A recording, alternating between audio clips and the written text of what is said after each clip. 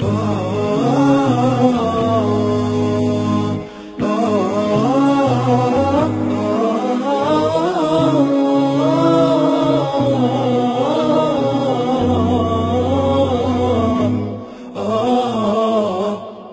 الرحمن الرحيم الحمد لله رب العالمين والصلاة والسلام على سيدنا محمد وعلى آله وصحبه أجمعين السلام عليكم hürmetli قرنداشlar Allah Celle Celaluhu'nun muvaffaq qilishi bilan Oilam jannatim degan darsning 3-bölümünü so'zlaymiz. Hurmatli qarindoshlar, bizning dars so'zlashimizdagi maqsad Alloh rizoligi uchun. Bir mu'min musulmonning bu dunyodagi yashashdagi maqsadi Allohning rizoligiga erishish uchun. Biz bugun so'zlamoqchi bo'lgan dars mush oila qurishga munosabatli dars. Endi mush oila qurishdimi, yana Alloh subhanahu va taolaning shariatini qiblinoma mezonimiz qilib turib oila qurib Allohning rizoligiga erishish uchun bu darsni so'zlayapmiz. Bugungi dars bak muhim qarindoshlar va nihoyatda xatarli dars. Darsning temasi loyiq tanlash. Shundoq yigitlar, loyiq tanlash sizlarning hayotinglardagi eng muhim, eng xatarli masala. Va singillarimga ham shundoq. Sizlarning dunyo oxiratlik baxt saodatingizni sabab bo'ladigan yigitni tanlashinglar hayotinglardagi eng muhim, eng xatarli tanlash. Sizlar nikohinglar o'qilgan vaqtida qabul qildingizmi degan vaqtda ha qabul qildim degan bu ha gapingiz sizning hayotingizdagi eng xatarli ha'ning biri. Endi bu loyiq tanlash mushundoq muhim, mushundoq xatarli bo'lgan ekan. Biz bu loyiq tanlashninki shartlarini, loyiq tanlashga aloqador bir o'lchamni, loyiq tanlashdagi shariatninki o'lchimini bilmay turiblam tanlasak bo'lamdi qarindoshlar. Bo'libmi biz deb kelyapmiz. Oila musulmonga nisbatan bir jannat deyapmiz. Bu oila bo'lsa bizning hayotimizdagi eng muhim bir organ, muhim bir muassasa. Biz tanlagan loyiq bizning hayotimizdagi ajoyib, bizga eng yaqin bo'lgan bir safardishimiz. Unda bo'lgan ekan biz bu loyiqni qanday tanlashimiz kerak? Bizda bu vaqtda shariatning ko'rsatmalari chuqur kallamizda aniq bo'lishi kerak. Men mush to'y qilmoqchi bo'lgan yigit qizlarimizning mush darsini yaxshi anglab, yaxshi tushunib va o'g'il qiz tanlasa shu qizlar tepilgan shartlarni men deb beraman. Uni obdan o'zlashtirib, qizlar yigitni tanlagan chaqda yigitlar bo'lish tegishlik sifat va shartlarni deb beraman. Qizlarimiz buni obdan o'zlashtirib, buningdan keyin mush o'lcham bo'yicha to'y qilishini va mush tushunchani boshqalarga taqib mush darslarni boshqalarga yetkazinglar, bu sadaqa jariya bo'ldi qarindoshlar. Mushning bilan biz Uyg'ur musulmonlarning oilasi bir isloh bo'lsin, o'lchamlik musulmon oila bo'lsin. Chunki shunda bo'lganda bu oiladan anadan keyin biz ummatning boshlari bo'ladigan, ummatni bu jaholatdan, bu zulmdan qutqizadigan haqiqiy qo'mondonlar, dahiylar andan chiqadi. To'yga beriblam qarasak bir qizni ko'ribdimiz, o'zini ayt ratlik, qamlashgan, adabli qiz ekan. Mush qiz bilan to'ylasak bo'lamdi. Bir shirkat qurmoqchi bo'libdimiz, bir dorixona ochmoqchi bo'libdimiz. Qarasak diplom bor bir qizga ehtiyojimiz bor ekan. Voy falon qizning diplom bor ekan, olsam ishim yurishidiki deb olsak bo'lamdi.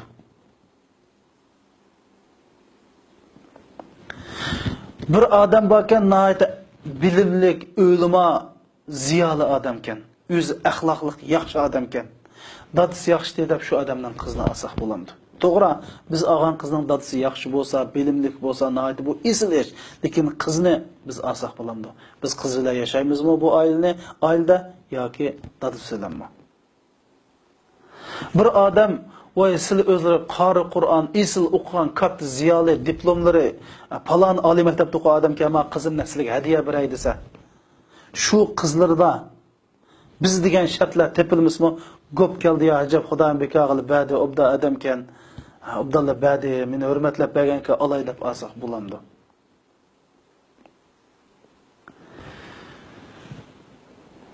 Maktabda o'qiyotsak bir qizimizga nazarimiz tushibdi. Bu qizni 3 oy kuzatsak, bu qiz maktab qildi ekan, darsini tirishib o'qiydi ekan, imtihon olsa oshnoat yuqori nomerlarni oldi ekan, yo'lda, sinflarda o'g'illar bilan gaplashmaydi ekan. Bu zamonda manda qizlarni topmoq noiti tas deb shu qizni olsak bo'lamdi. Qarasak bir qiz bor ekan, 30 pora Qur'oni Karimni yodlagan. Yüzünü nait çıraylık yüğügen. Bu dünyada unçlik kız olan tapmak tez. Her kanda bir Müslüman jigit yüzünün ayağının aşında Kur'an Allah'ın kalamını yadılgan buluşu, yüzünü yüğügen, muşunda kızlarını tapmak nerede? Acayip Hudayım berdi deyip bu kızını alsak bulamdı. Ben bunda degenim, bu Kur'an yadılganlık hakikaten kat iş. Her kandak bir jigit arzu kıldıgan iş. Bundak ayalımız bas Allah'ın bəgini, hakikaten bəgini. Lekin muşunun Kur'an, muş kızının Kur'an'ı yadağanlığı, yüzünü yapqanlığı, şu kızının bana ayal buluşqa, mening tanlışımga yetidigan şartını hazırlığanlığını gösterdi. Sizlar dersini ayaqqa anlasanlar, qattiq diqqat qilib bu yetmaydi deganlar chiqadi qarindoshlar. Biz umrvoyat bizningki hamrohimiz bo'lgan qizni qanday tanlaymiz? Men buni sizlarga tövende deb berma. Lekin deb berishdan burun bu shartlarni shuni eskartib qo'y qarindoshlar.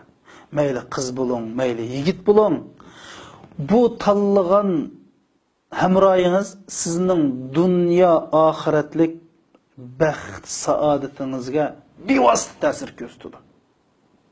Sizning mush dunyodagi turmushingiz, oxiratdagi baxtingiz, diningiz hamma ishingizga ta'sir ko'rsatadi. Shuning uchun bu shartlarni yaxshi anglang. Lekin shartlarni yaxshi anglashdan burun men to'y qilib bo'lgan qarindoshlarimga deyman. Sizlar voy bu shartlarning ichida qaysi shart mening ayolimda bordi? Oplab menda fursat ketib qolibdi emasmi, men o'yinib qolibdi emasmi deb hasrat chekmanglar, ham ayolinglarda bu shart bor yo'qligini izlab yurmanglar. Hozirgi uyanglardagi sizning nikohinglarda bor ayol nihoyat yaxshi, Alloh sizlarga bergan ayol, shu ayolning ayolinglar bo'lganligiga qanoat roziman bo'linglar qarindoshlar. Birinchisi Allohning sizlarga bergan bu nisbatidan rozi bo'linglar. Ikkinchisi ayolinglarda bir Müslüman ayoli tepilishga tegishli bo'lgan shartlarning hozir bo'lish uchun Alloh subhanahu va taologa chin sig'inib duo qilinglar va ayolinglarni halol mol dunyo bilan beqinglar. Üçüncüsü, ayolinglarni mushu Müslüman loyiq ayol qilish tarbiyalash jarayonida nihoyat yumshoq qo'l, axloqli, chiroyliqcha, güzel usullarla tarbiyalanglar ve ayolinglarni ilm so'riniga ittiranglar. Tabliğ ahkam anglashga sharoit yaratib beringlar. İlimden mahrum qolmasin, tabliğ ahkamdan mahrum qolmasa, Alloh subhanahu va taolo sizning oilanglarni baxtli, güzel aile qildi qarindoshlar. Rasul Akram sallallahu aleyhi ve sellem hadis şerifte şundak deydi. Tehayyaru linutafikum ve enkihul atiffa ve enkihu ileyhim. Sila balanglarning anısını, kelgüsü ayalinglarni, mengülük hamroyinglarni yaxshi tanlanglar. Sila o'zinglarga mos keldiganni elanglar ve mos keldiganga beringlar. Mana bu Rasululloh bizga tanlanglar deydi. Shuning uchun biz bugungi darsimizning temasi loyiq tanlash qarindoshlar. Rasul Akram sallallahu aleyhi ve sellem mush tanlashning muhimligi haqida bizga shunday deydi. Tahayyaru linutafikum fa ankihul akiffa wa ankihu ilayhim. Sizlar ballaringlarning onasi bo'lgan, menguluk hamroyinglar bo'lgan ayolni tanlanglar deydi qarindoshlar. va loyiq mos keldiganni elinglar va mos keldiganga beringlar. Osman ibn Abil As radhiyallohu anhu shundaq deydi: "Ya bunayya annakihu mughtaris." O'zining o'g'liga nasihat qilib, "Balam, to'y qildigan yigit ko'chat tikadigan odamga o'xshaydi. Sen ko'chatni nega tiksa, buni yaxshi tanla. Chunki sho'rliq yerdan qizilgul unib qilishi nihoyat bak oz uchraydi, chunki u sho'rliq yerdan bir narsa bir qizilgulning unib qilishi nihoyat tez. Uns tikan undi deganda mushundaq deydi qarindoshlar. Anda bo'lgan ekan biz tanlashda shariatning o'lchamlarini o'lcham qilishimiz kerak. Unda bo'lsa shariatda mush tanlashda bir ko'rsatgan birinchi o'lcham nima?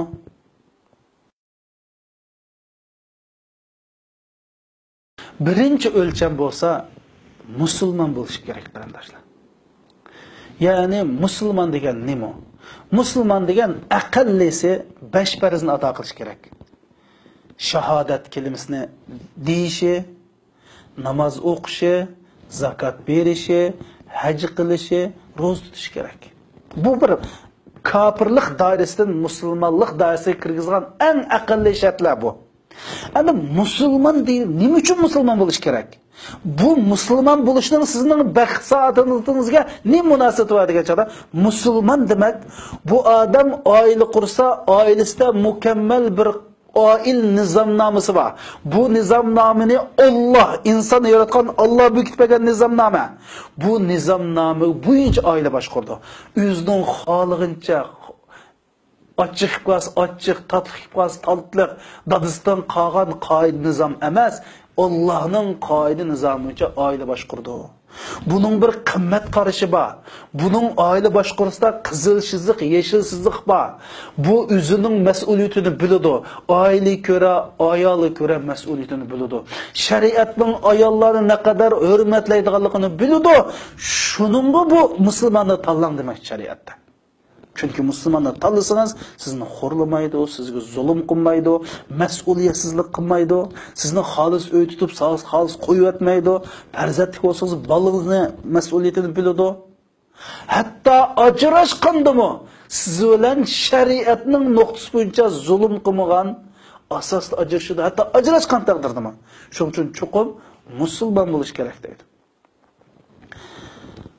Allah subhanahu va taolo bu vaqt Qur'oni Karimda وَلَا تُنْكِحُ الْمُشْرِكَاتِ حَتَّى يُؤْمِنْ Sizlar dinsizlar, müşriklar iman etmekçilik ulan nikahlanmanglar degan. Bu Rasulullah'ның davrida Marsad deydigan bir sahaba bor edi. Bu sahaba nihoyat kuchtungur ham jur'atlik, qo'rqmas bir sahaba edi.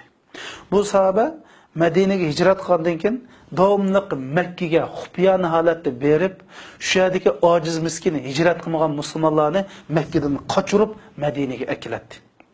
Bir qatimliq shu qochirish jarayonida Makkada oqitamni kayni mukinib ketib qolgan vaqtida o'zining jahiliyatdagi söygüni uchrab qoldi. Qarshi birisi Mirsad sen yaxshimisan deyotgan. Onun ismi Anaq'di. O kızın ismi Anaq. Qarız şu kız şu. Körüplam vay kaçan keldin, vay keldin mi? Bugün kecha mening uyamda qo'nib qol degankin. Yo'q. Din bu ishni endi bu ish tugdi. Chunki dinim meni bu ishdan cheklaydi degankin. Vay o'tgan kunni unutib qoldingmi? Tatlı kunlarimizni, qani bizning sevgimiz, muhabbat, aşık bo'lganligimiz qani? Chunki haqiqatan bu sahabiy jahiliyat davrida bu qiz bilan aşık, ma'shuq bo'lgan, bir-birini haqiqatan yaxshi ko'rgan. Degandan to'g'ri, lekin men hozir dinim bu harom ishni mendan cheklaydi degankin, ya bugun men bilan qo'nisim ishada, ya bo'lmasa to'g'lay hozir Amadam seni o'qidi, sizning adamash qashqalarni o'qib, mishada ko'glini ko'rsa degandan keyin sahaba ya Alloh deb qashqat. Bu qiz to'g'ligan, voy Mirsad adamab qochdi falan. Shundan bu butun Makkadagi mushriklar qilishlarini so'g'irib, nayzlardan, o'qyalar bilan bu sahabani tutmoqchi bo'lgan. Bu sahab shu qechib bir tomdan sakrab hatto put sunib ketgan. Put sunib ketib shunda bo'lsa-mu sog' salomat Makkaga yetib borgan qarindoshlarimiz. O'ylab boqinglar. Mana bu iymon. Özünün söygünü aşığı uçurap kalsın, kirip bir piyalı su içip gitey demedi, bir piyalı çay içey demedi. İslam dinimiz bunu çekleydi o da sunup ketken karamay kaçtı. Resulullah'ın kaşakılıp ya Resulullah. Ahval muşunda. Mening jahiliyat yaxshi ko'rgan Anaq ismli bir qiz bor. Mushunda qildi men qaçdım. Ya Rasulullah o qizni men yaxshi ko'rdim, mushlar to'y qilsam bo'lamdi debdi. Rasulullah javob bermay jim turibdi. Bir mazgildan keyin mana men sizlarga o'qib bergan oyat nozil bo'ldi. La tunkihul mushrikati hatta yu'min wa la amatun khayrun min mushrikatin walau a'jabatkum. Sizlar müşrikler kızlarını iman etmekçilik bulavlan nikahlanmalar. Müşrik bir kızdan kul bir Müslüman kız abzal. O müşrikler sizlarni haqqancha yoqtirib ketsanlarmi, haqqancha chiroy ulab ketsin, bilim bulab ketsin va yuqori oliy maktabdan diplom bulab ketsin. Nim bo'lishdan qat'iy nazar musulmon bo'lish kerak dedi qarindoshlar. Buni sal qarasak bo'lmaydi. Musulmon dedik, shahodat kelimesini aytadi, 5 vaqt namoz o'qiydi, zakot beradi, ro'za tutadi, haj qiladi. Ya bo'lmasa bu qizlarninki oilasiga shunday qarasak, ahvolni qarasak, musulmondarchiligi bilgilanmaydigan ish emas. Shuning uchun chuqur musulmon bo'lish kerak. İkincisi salih yani faziletlik buluş gerek. Hem de biz dedik Müslüman buluş birinci şart olsa ikincisi faziletlik buluş gerek dedik. Resul Ekrem sallallahu aleyhi ve sellem "Ed-dünya meta' ve hayrul meta'iha el-mer'atus salihah" degan. Dünya demek, mal dünya demek. Mal dünyanın en katısı faziletlik salih ayaldır deydi.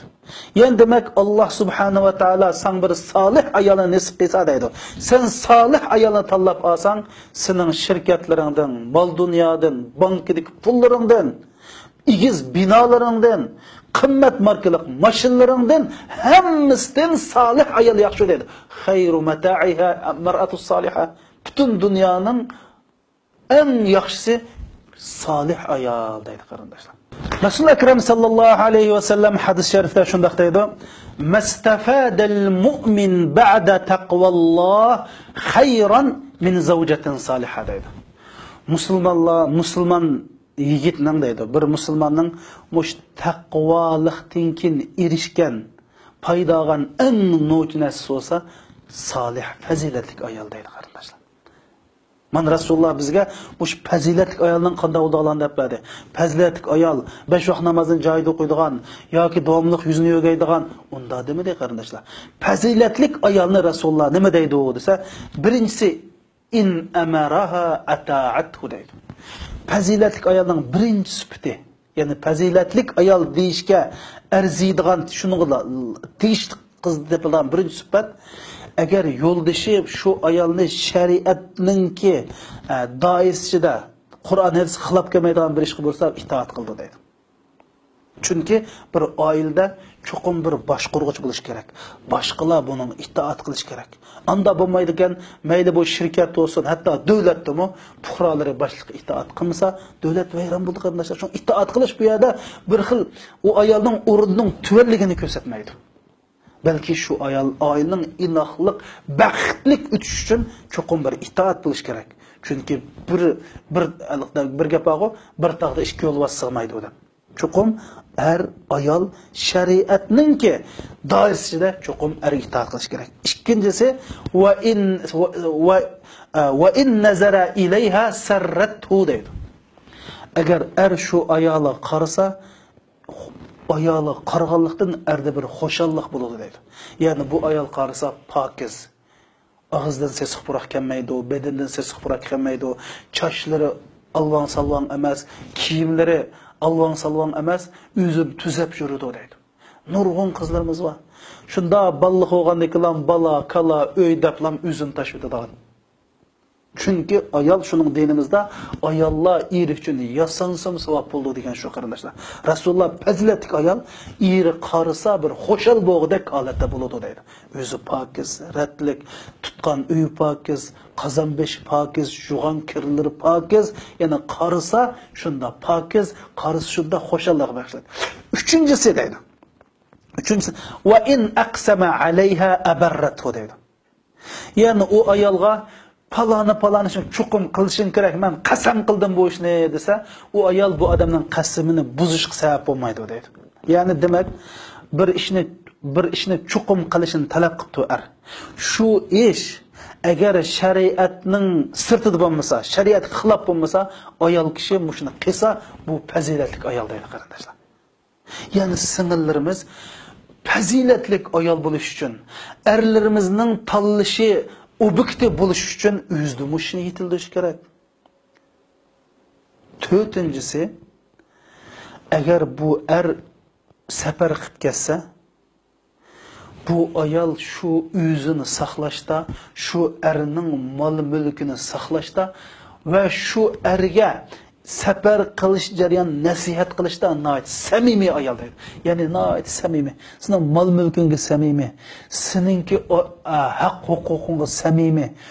Saklaşta, yatlardan saklaşta şunda bir samimi ayal, mana bu 4 şart tepilgan ayal, nait samimi ayal deydi kardeşlerimiz. Endi biz bu faziletli ayalni tanlashda şu ayalninki mesela hadis telefon qarasak, telefonda kimlarning tizimligi bor. Qandaq adam bilan aloqa qildi. Do'stlar kim o? O'qiydigan kitob qandaq kitob o'qiydi. Qiziqish qandaq, nima qiziqadi? Naqshi musiqa, ranglik o'ltirish, restoranlardami yoki nima qiziqadi? Mana mushning qarab turib, masalan ijtimoiy torbekatlarda, masalan Facebooklarda bir narsa chiqas, nima chiqirdi bu qizlar? Shuning qarab turib, bu qizlar fazilatlikmi, fazilatli emasmi? Do'stlari qarab turib biz bilib olaymiz. Shuning uchun bu kız tepilish zarur bo'lgan. Birinchi shart islom, ikkinchi shart fazilatli bo'lish.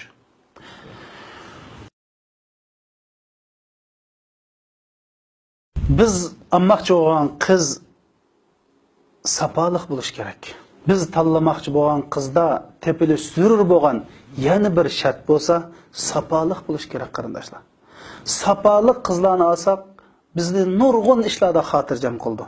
Ama sapasız ne koysak bizni nurgun işlarda bir aram kılıdı. Çünkü bizde erine er kılgan mı ayal, yer kılgan mı ayal deydi. Sizin kaçan yer kıldı dese sapasız boğanda yer kıldı kardeşler. Bulup mu? Muşu çoğun işlerini kılıvatkan, ilim bilimde ma'lum pelligi yetken, işlağı baş olan ve şundak buluşunu oylaydıgalla çokum sapalık kızlarla tanışmamız gerek. Çünkü Resul-i Ekrem sallallahu aleyhi ve sellem bir safasız kızını ep kılıp koyup etken, şu kıllam koyup etken. Kanda adı sana? Resulullah bir kızını aldı, bir ayağını aldı. Elip şunu akşamısı toyu tükenleken öykürüp dinimizde toy akşamısı şu kızının pişansını tutup okuyduğun bir dua var. Resulullah şu duasını okuyup de "Eûzu billahi minke" devetti. Men senden Allah'tan panah tileyme deydi. Endi bu dua degan şeytandan panah tilashda o'qilgan dua. A'udhu billahi minashaytonirrojim deb. Rasululloh hayron qilib, "Nima ishqa bundaq deysiz?" debdi. "Sizlar mush gapni yaxshi ko'rdi ekanligu" dedi. Deganki kim sizga shunda dedi debdi. Sizni ayollaringiz shunda debdi. Payg'ambar alayhisalom turib ketib, "Siz Allah'ın namından menden panah tildingiz, ailengiz ketding" deb yo'l qo'ydi. Nima uchun qarindoshlar? Bu ayal aşındak bir kamlaşmagan gapni muşun desang Resulullah hoş oldu desa, aşını bir okumay düşenmey digerlikten yani sapa bulmalıkla Resulullah bunu koyuyordu. Ne için? Resulullah bir komandan, Resulullah bir ümmetinin beşi, Resulullah'ın uyga bundak sapasız ayallar kese bu Resulullah'ın kinki kelgüsüge iğir tesir kötüdür. Bunun bir misali kardeşler. Mesela ayırıp falan aydıgan bir aeroplanga çıksak, şu aeroplanın kipingisiga her qanday adamni kirgizamdi. Kirgizmaydi. Bir adam kirib aeroplan lüçükdün depdi de men 2 minut sen o'ltirg'aydi bir o'ltirib baqay desa shu aeroplanni o'ltig'ul qo'yamdi. Balkim o'ltig'ul qo'ysa xohlagancha bir knopkani bosib shu 2 minut ichida shu aeroplanni yerga tushirib o'tishi butun xalqni halaq, butun yo'lovchilarni halaq qilib o'tishi mumkin. Shuning uchun Rasululloh qanday qildi? Siz ailangiz ketayang deb shu to'y qilgan kunisi Rasulullohning uyiga salvatdi. Yo'lga salvatdi. Demak, mana bu sapa mushunda muhim qarindoshlar. Chunki biz bu aeroplanni haydayotgan bir odam, bir oilaning beshi bizning qashimizga nadon kirib qolsa, balkim shu aeroplanning tushib ketishiga sabab ming biz aqlli, nat ehtiyotchan bo'lsaqmi, yenimizdagi odamcho sapasiz bo'lsa, shu o'xshash bizni yer bilan yakson qilish mumkin. Shuning erni qilgan muhotun, yer qilgan muhotun. Endi bu qizning sapasini qanday bilamiz? Sapasini qizdan bir necha savol so'rash, ma'lum bir tema ustida suhbatlash orqali bilamiz qarindoshlar. Ilmga qanday qaraysiz? Hozir dunyoda musulmonlar bak ezilyotdi, Uyg'urlarning holi bak xarob deb shunday bir necha so'zlasak, yo o'qiydigan kitobi yoki ziyorat qilgan to'rbekatlari, qiziqishi, qilayotgan ishlari, to'rbekatga chiqqan uchurlari, Facebookga chiqqan narsalarga, materiallarga qarab buning sapasini bilib oldi. Biz 5-10 minutlam suhbatlasak, muayyan bir temada suhbatlasak, muayyan bir necha savolni so'rablam, bu qizni biz ochiq kitobda o'qig'ili bo'ldi qarindoshlar. Shuning uchun sapaliq bo'lish bak muhim. Biz tanlamoqchi bo'lgan loyiqda tepilishga tegishli 4-sifat yoki shart bo'lsa qarindoshlar, hayo. Qizlarning go'zalligi shu qizlarning hayochilligida qarindoshlar. To'g'ri, erlardan hayo bo'lish kerak, ammo qizlarni birdan-bir go'zal, nozim qiladigan sifat bo'lsa, shu qizlarning hayokor bo'lishi. Rasul Akram sallallohu alayhi vasallam kiyim kiysa erkishdak kiydigan, kulsa erkishdak kuladigan, ish-harakatlarda erkishga o'xshash qiladigan hayosiz ayollarga la'nat o'qigan. Hadis sharifda Rasul Akram sallallohu alayhi vasallam shunda deydi: "Likulli dinin xuluq va xuluqul islom haya." Har qanday bir dinning axloq nizomnomasi bor. İslamның axloq nizomisi hayoga ixchamlashgan deydi qarindoshlar. Butun axloq hayoga ixchamlashgan deydi. Endi biz bu yerda hayo desak, hayo degan gap Uyg'urchada nomusliq ish harakatdan yiroq bo'lish deganni ko'rsatadi. Xijilchanlik bilan aralashtirib olsa olmaydi. Bu xijilchanlik bir xil psixik kasal bu. Ammo hayo degan nima desa, hayo degan mandaq nomusliq ish harakatdan o'zimizni sirt qolamiz. Mesela xijilchanlik, mesela hozir bir necha namoz o'qiydigan, o'qimaydigan og'illar bir yerda o'tiribdik. Shundoq namoz azon chiqsa, bir xil tavrini bir xil puchilib, "Voy, manglar namoz o'qiyli" deb gapni deyamaslik, bu xijilchanlik, bu hayo emas qarindoshlar. Bu bir xil kasal. O'zida ishonchi bor odamda xijilchanlik olmaydi, hayo bo'ladi. Hayo degan ish harakatlariga, gap so'zlariga muomala qilish jarayonida bilib olamiz. Masalan, bir yigit bir qiz bilan to'y qilmoqchi bo'lib, ota-onasining uyiga berib, paranglashgandan keyin qaytib keldi.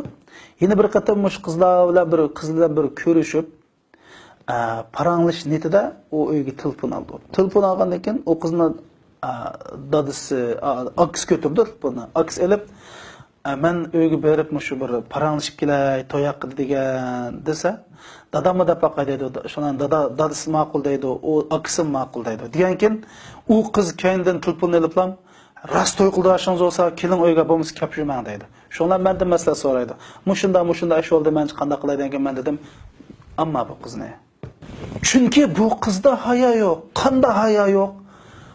Dadasi ma'qul desa, akisi ma'qul desa, hech qaysining gapini ko'zga ilmagan qiz ikkinchisining ko'zga ilmasligi tug'anli gap. Mana bu hayo qarindoshlar. Hayo ayollarda bo'lish tegishlik eng muhim tepilmas bo'lmaydigan sifatlarning biri. biz bu qizlarninki ijtimoiy aloqalarda, yurib turishlarda, kiyinishlarda, gap so'zlarda haya ba yo'qmi, buni bilalaymiz. Buningga qattiq diqqat qilishimiz kerak.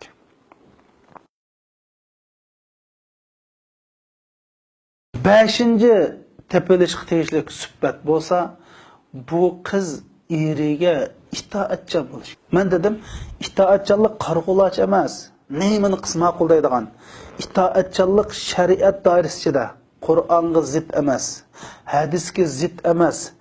U ayolga ziyon keltiradigan jismoniy, ruhiy jihatdan ziyon keltiradigan emas bo'lsa, shu oilaning baxt saodati, erning xushalliqi, xotirjamligi, oilaning xotirjamligi bo'lsa, ayol chuqum itoatchan bo'lish kerak. Bizda bu qarindoshlar, bir oila bir shirkatga o'xshaydi. Bu shirkatda chuqum bir shirkatning mudiri bo'lish kerak.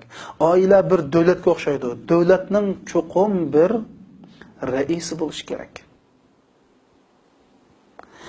Endi rais bo'lgankan ostidagilar chuqum buningga itoat qanchada xotirjam bu davlatning boshlig'i o'g'il bo'ldi, xotirjam bu shirkatni gullantirguli bo'ladi. Endi itoatchan emasligini qanday farq etamiz degan vaqtida biz gap qilish jarayonida buni aniq deyishib olsak ham bo'ladi qizlar bilan, yoki bo'lmasa shu qizning oilasiga qarashimiz kerak. Bu oilada dadining gapi gapmi yoki onaning gapi gapmi? Masalan, to'yliq oldigan chog'da qarasak gapning hammasini ona qilayotgan. Uyga berib qizga choy kelgan chog'da qarasak gapning hammasi onaning qilayotgan. Qarasak sahnada ona ba, dada sahnaning orqasida bo'lsa, demak bu oilada, chunki qiz mush onaning tarbiyasini ko'pincha o'ziga singdirib oladi. Demak bu oilada ayolning gapi gap, erning gapi gap emas degan bo'ldi. Buni muomala qilish, to'yga choy akirish, to'yliqni silish va bir necha qatamliq o'ltirishlar chuqum bilvog'ili bo'ldi qarindoshlar. Shuningga bu biz olmoqchi bo'lgan qizningki itoatchan, shariatning ramkasi ichida itoatchan bo'lishi nihoyat zarur. Mana bu 5 shart inshaalloh keyingi darsimizda yana shu loyiq tepilish zarur bo'lgan shartlarni bayon qilamiz. Assalomu alaykum va rahmatullohi va barakatuh.